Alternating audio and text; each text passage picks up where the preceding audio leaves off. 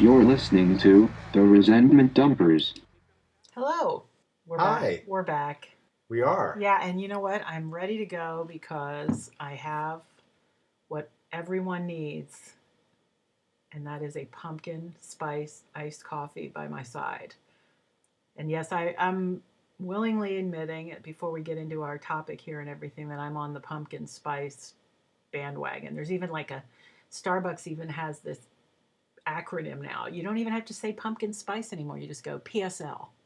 PSL. It's trending on Twitter. It's hashtagging. It's all over PSL. But I made my own. I wonder why that is. Is there a big supply of pumpkins I or what? oh, so you would go there, wouldn't you? That would be your immediate thought. No, it's like every time, every year from like the end of Labor Day to through the holiday season, people love all things pumpkin, and that's always been that way. But for some reason now in our multimedia world of internet and social media and everything, this has just gotten so huge. It's like Christmas. It's starting earlier, it's running later. People are, running around with their hands up in the air screaming for pumpkin. It's crazy. Like I was actually talking to someone in Starbucks about this. She said that, they've had like special training to get ready for PSL season and everything. But so I haven't completely given in to give Starbucks all my money, but I've learned how to kind of make them on my own. But Well, it's very nice that you brought over a half a glass of pumpkin spice latte for me. it's not for you. It's not for me. And if you touch it, you may regret it. Oh, There may be a price to pay. But anyway, I'm ready to go. And so last time we talked, I mentioned that I wanted to get into the story of Beatrice and Bruno, who are a big part of the book. Curiosity Killed the Spat, coming soon, yeah, very soon, to a bookshelf, a virtual bookshelf near you. that's right. Very, very soon. And yeah, like I said last time, Beatrice and Bruno start off each chapter with a different Yeah, and it's fun because section of their saga. yeah, you follow their story throughout the book. And but what I wanted to kind of get into and talk about a little bit today is just who are Beatrice and Bruno, and then there's this other character that Well, we go. He would be unnamed at this point, but Beatrice and Bruno are your typical couple that are just starting to see the frailty of their relationship, or the fact that things just aren't what they used to be, and they're at the brink where, well, at least Beatrice is at the brink of talking to Bruno about it, and but Bruno is your typical. That's the way relationships are. Relationships just go bad, or there's the petals come off the flowers at a certain point, that kind of thing, and kind of resign the fact that's just the way it is. and we don't want to generalize and say that it's the the woman is this way or the guy is that way, but in this particular story, that's how it seems to Right. pan out. And I mean, I think it's kind of safe to say that if you're listening to our voices right now, you can understand where one or the other of them is. Probably Beatrice more so because you're looking for answers. You're interested in this topic, either getting into a relationship, already in one that may be concerning you, or maybe really suffering with some very serious relationship issues right now. But um, Beatrice is interesting because when we put things together, when we're talking to people, when we're working on our website and everything, we're always thinking about her. And she's kind of the prototype of who we really want to reach with this information, right? Yeah, it's but again, you're kind of it's for everybody, but that's the tact we used as far as who is our audience. Oh, yeah, yeah, yeah. I'm not saying that anybody is ruled out. I'm just saying Right. that, generally speaking, you have an image in your mind of Yeah, who you have you're to have, trying to reach. and you have to have kind of that thing, especially when you do storytelling of this is the particular situation that this person is in, that kind of thing. But you can quickly see where this information can be, it's So, universal. what kind of other stuff can you share about the story right now without, totally. Okay, you're putting me in like Vince Gilligan's position here. A little teaser, That's right. which On Talking Bad. if You wait for the whole show to get him on and give us his exclusive preview of the next week, and it's really nothing at the end of it all. And it's like, his fix. That's what they used to call it. Yeah. We're talking about Talking Bad, which was a show that followed.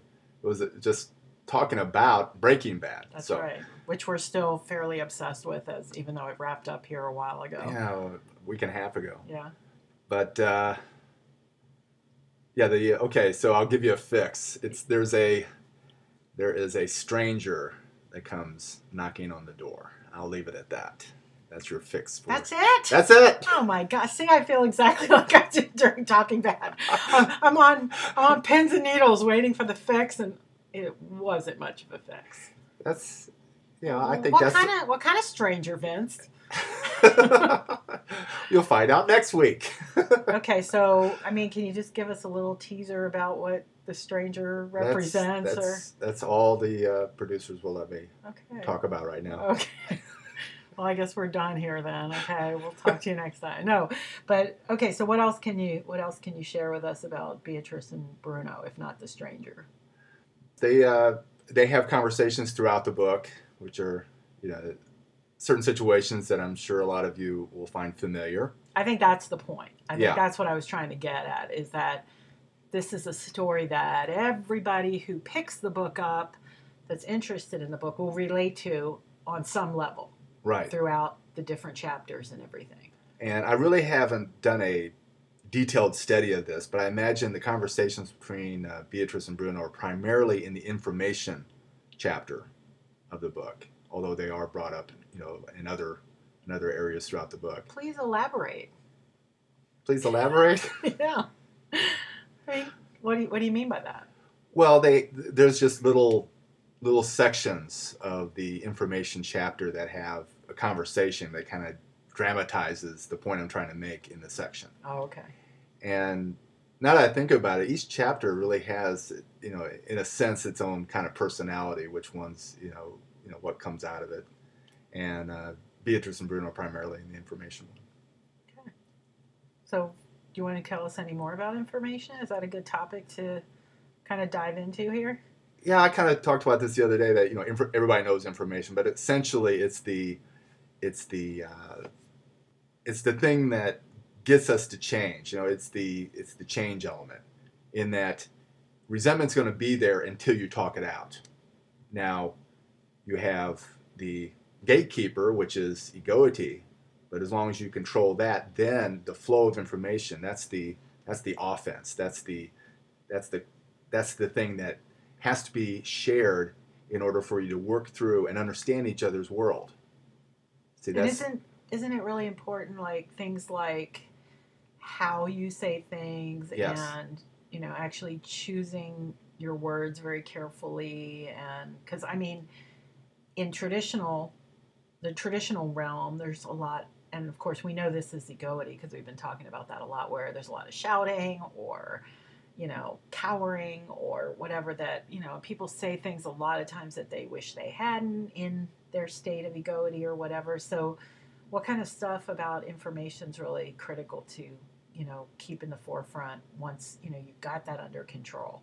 Well, the thing is, information and egoity are intertwined, as you can see in the Melfox Method model, that it's actually, they're both together. It's just that information is the offense, egoity is the defense. So the more you understand about egoity, the better your information is going to be, because you understand what sets off your partner, or the kinds of things like generalizations or blaming, or having it where it's not a conditional statement. You just say that you are a jerk, instead of saying, when you treat me this way, then I feel like you act like a jerk, that kind of thing.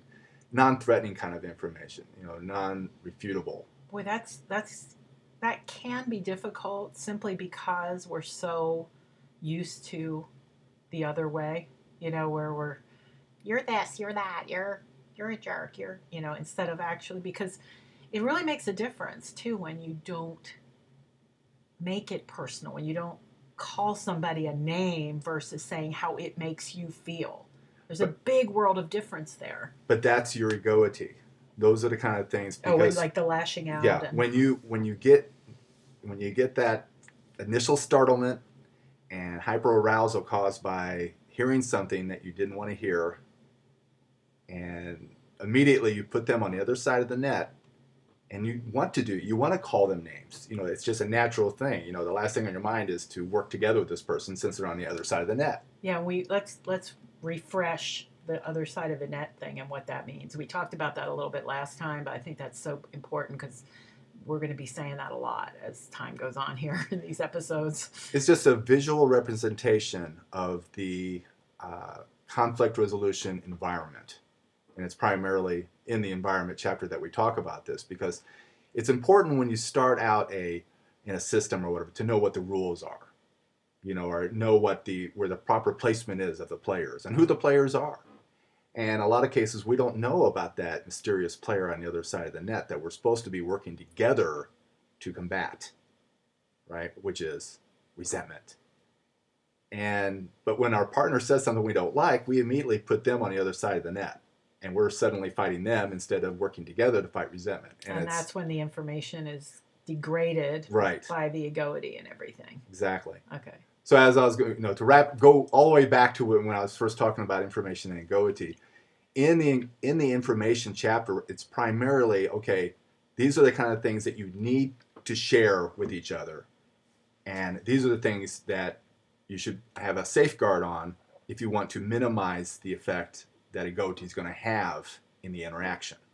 So they're basically tied together. One affects the other.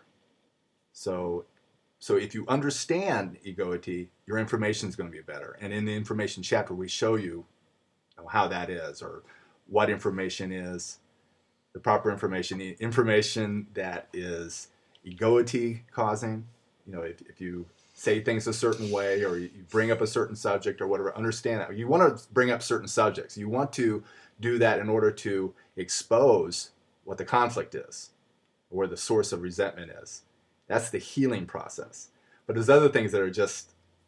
And no one can see me sitting here nodding my head, nodding my head, because this is all, it feels very familiar because I'm, heaven knows I've been through this as much as anybody where, I've had that experience. I can really relate to that. I don't think there's anybody who can't. They just don't know what it's called yet. They don't know what it is. And they don't think of it as a friendly, helpful thing yet. But they will. Yeah, if you again, overall, if you look at it as environment is the playing field, it's the rules, it's who's on what, on what team, that kind of thing. Then information is the offense. And egoity is the defense. Oh. And then interaction is just playing the game. So as long as you know the rules, everybody plays their games. See, everybody can understand that in a sports metaphoric kind of way. Exactly. So all you sports fans out there, and it doesn't matter what sport; it applies to any, whatever your sport is. That's right. There's always those elements that are present. That's really good. You're really good at coming up with these analogies on the fly here. Thanks. And then outcome, of course, is, yay, resolve resentment or whatever. So that's the... But what if your team doesn't win? You're not going, yay? But, you're not going... So, yeah. Oh, but you're on the same team, so you're always on the winning team. You're on the same team. Now, if resentment proves to be too much of an opponent, and we're just giving a sneak peek of, what we call, the possible outcomes of an interaction. If it's too much, at least there's three possible outcomes that can come out. They're either unresolved, which means you didn't have time, or somebody's egoity was too evoked and they ejected as the deer, but they come back and resolve it. But initially, that interaction was resulted in an unresolved issue. There's also irresolvable issues, ones that you both have determined are not worth your time to pursue in resolving. Now, those are usually deal breakers, unless you can live with that resentment of a certain... Yeah, like I'm just thinking of something really drastic, like you find out that your partner's smoking on the side, and it's just not something you can live with.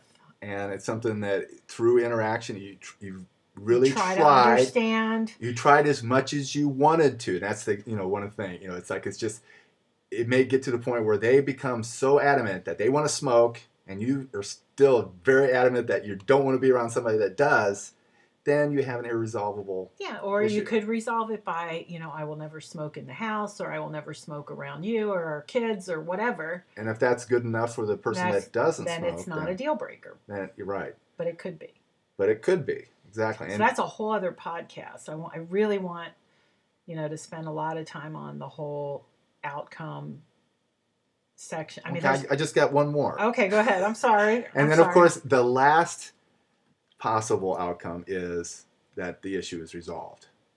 And we talk about all three of those things. So it's back to our game metaphor. It's like either resentment becomes too much and it defeats both of you, but you both shake hands and say, hey, we gave it our all and everything, and walk away. Or it's postponed because of rain. That's the first one. Postponed because of rain. It's too much, or you defeat resentment together and leap over the net and get your trophy. That's right. And to see, I'm sorry, I do apologize for jumping the gun, but I just got really excited about the fact that there's so much to talk about there. And I was going to say, I said in a future podcast, but I think there could be one for each one of those possible outcomes. And I'm sure there will be. Yeah. So, it's really interesting.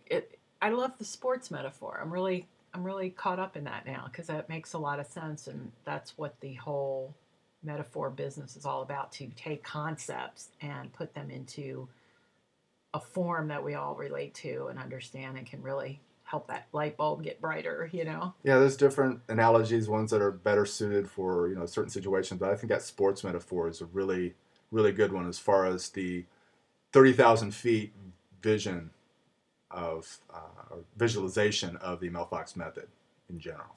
So you mentioned this Melfox Method model. Boy, that's a tongue twister. Say that 10 times fast. Let's just call it triple M. But anyway, so...